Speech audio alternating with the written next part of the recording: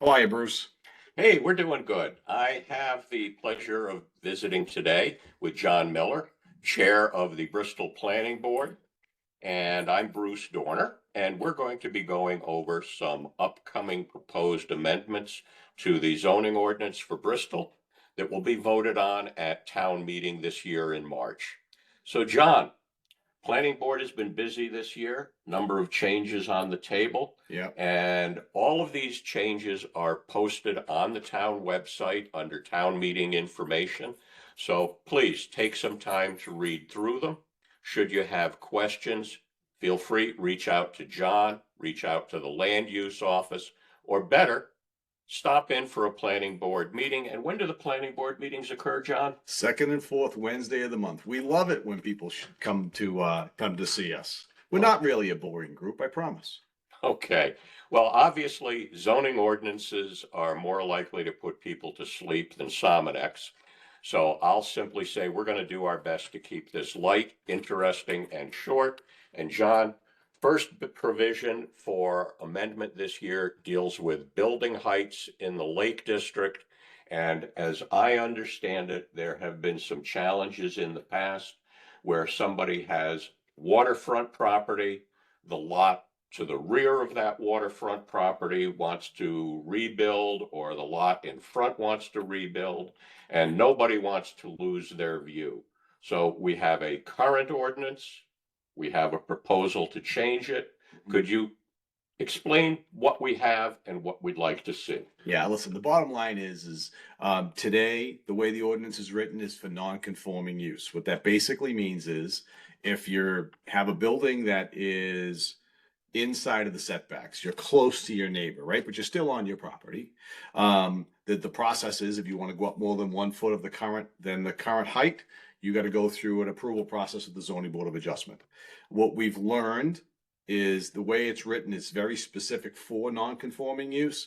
So if somebody has a conforming use where they're not encroaching on their neighbor, they can go to a full height of 35 feet if they take the building down and they move to within the bounds of that lot. So we get some feedback from several residents. We're looking to try to, for the Lake District, limit it to 28 feet tall.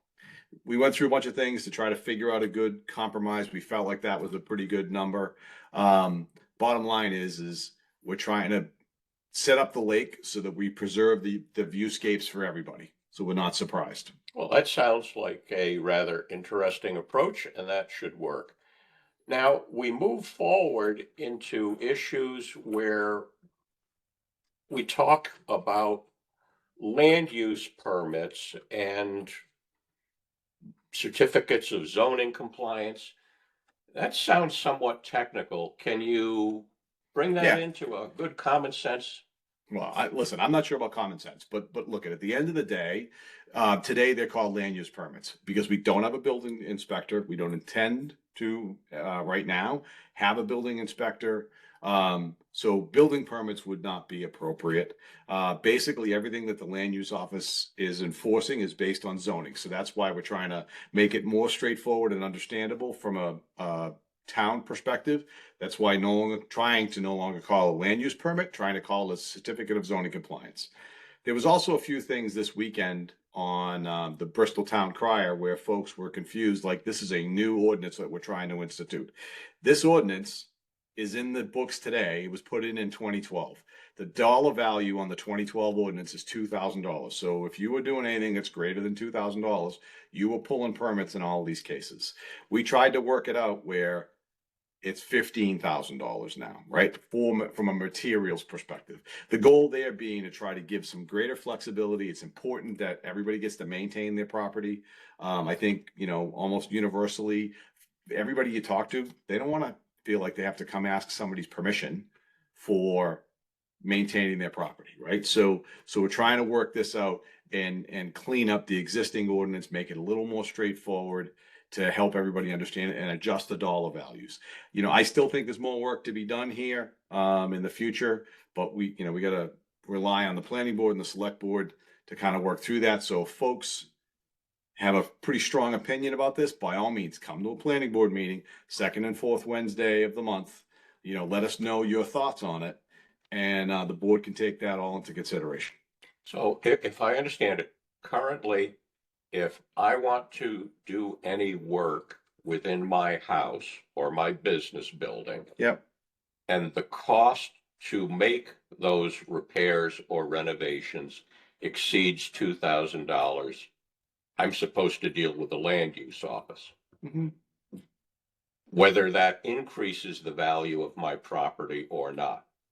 Correct. And what the new proposal is if the homeowner or business building owner wants to work on the property where the materials cost exceed $15,000, then they deal with it. So Yeah. there's a big gap, and what this sounds like is acknowledging the cost of building and construction has gone up significantly, Yeah. and therefore minor changes should not require any Yeah. dealing with the land use office. And you know, things like, if you look at even the way the current ordinances, things like roofing and other things were already taken into account, right? But there's been a lot of confusion if folks were updating their flooring and stuff like that. So this was our attempt of trying to clean it up and give a greater flexibility to the homeowner. And we focused on the materials cost because sometimes people are doing a lot of this stuff themselves over time, right? So it's really an effort to try to capture that.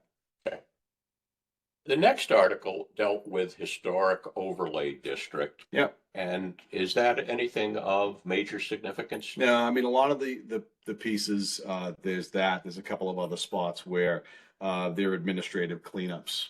So administrative state statutes change and we're just trying to keep pace. Yep. Now, The there last, are a lot of issues with the zoning map amendment, and it looks rather complex because of the length and the listings, but what does it really impact? yeah, this is the other one I think, you know, that is good for folks to understand. So the way that the commercial zone, in this case on Lake Street, is defined today, 200 feet from the center of the road into a property. If your property was greater than 200 feet deep, then the backside of it was in residential. And the way our zoning is it's written such that the more restrictive zone wins. So if you were a commercial business and you were trying to do something, you had to go through extra steps because the back part of your property is in a different zone. It created complications for the land use office, created complications for the landowners and the business owners. So we were looking at this and trying to go, you know what, we need to make sure that we do this and continue to focus on cleaning up some of these areas. So the whole point here is we took a ride around and went, oh, you know what, that lot is a very specific, that's a commercial lot. This lot is a residential lot, and then tried to have the line sort of make sense. But that's basically what this is. We spent probably 3 or 4 site visits and different things just to try to get this all sorted out. All of the property owners that are impacted were also notified separately outside of this. This is literally us just trying to clean it up from a town perspective.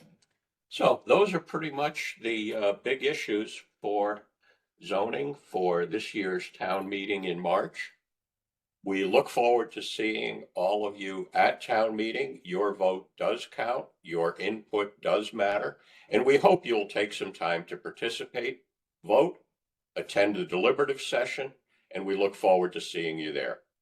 Thanks for listening, Bristol. Thanks, everybody. Have a great day.